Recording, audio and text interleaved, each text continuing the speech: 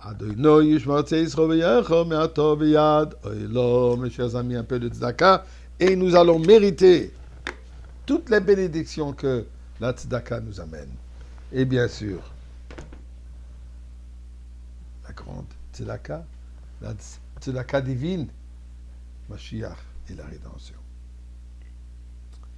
Eh bien, j'espère vraiment que votre image, votre connaissance de la révélation de Sinaï n'est pas du film, les 10 commandements. Regardons un peu dans le texte original. La Torah nous dit Vahi bayom hashlishi, et au 3e jour, biyot haboker, le matin, Vahi kolot ubrakim, il y a eu des tonnerres et des éclairs. Va'anan kaved al hahar, et une nuée épaisse sur la montagne. V'kol shofar chazak bod, et un son du shofar très puissant, très intense. Vayecherad kol ha'am asher b'machane, tout le peuple frissonna dans le camp. Qu'est-ce qui se passe?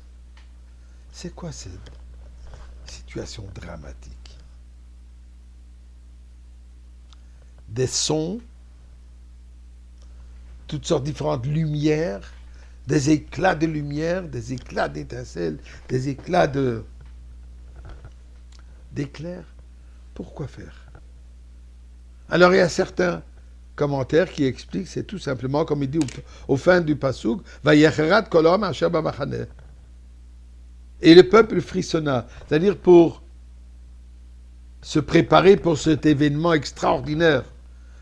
La révélation de Sinaï, la révélation, Dieu lui-même vient nous parler. Eh bien, il faut être dans une crainte de cette importance de cet événement. Mais en réalité, ce n'était pas nécessaire.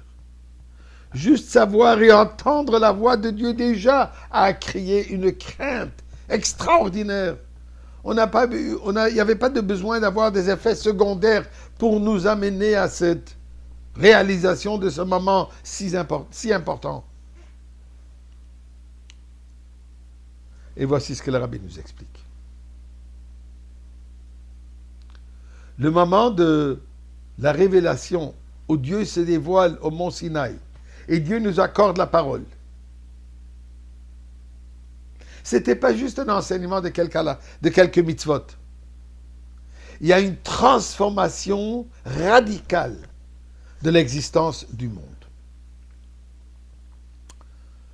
Comme il est dit dans le Midrash, dans le Zohar, élaboré énormément dans la Chassidoute, avant la révélation de Sinaï, il y a eu une séparation, une gezéra, une coupure entre le monde divin, le monde céleste et le monde matériel, l'univers tel que nous le connaissons. Le céleste, le divin était divin, le matériel était matériel. Ces deux ne se fusionnaient pas. Bien qu'il y avait plusieurs qui ont la croyance en Dieu, que Dieu a créé ce monde, mais ça n'a pas affecté le monde directement. Au moment où Dieu est descendu au mont Sinaï, il s'est fusionné avec le monde. Et depuis, le monde lui-même, la matière elle-même, est devenue imprégnée par cette réalité divine qu'on peut reconnaître Dieu dans l'objet matériel. À tel point qu'on peut prendre un parchemin, origine un morceau de cuir, et le transformer en Sefer Torah, en Tefillin, en mezouza.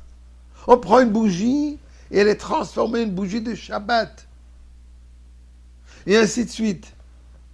Que nous avons cette opportunité, cette capacité d'élever un objet matériel qu'il devienne un objet divin. Pourquoi? Puisqu'au moment de Matan Torah, c'est ça ce qui est arrivé. Dieu s'est fusionné. Quand il y a un changement tellement radical, ça fait du bruit. Ça fait des tonnerres. Ces éclairs, une nouvelle lumière qui a éclairci le monde. Donc ce n'est pas seulement quelque chose qui a affecté l'ouïe de la personne et on s'est effrayé. Ça a affecté le monde entier au point que le monde a reconnu cette nouvelle réalité.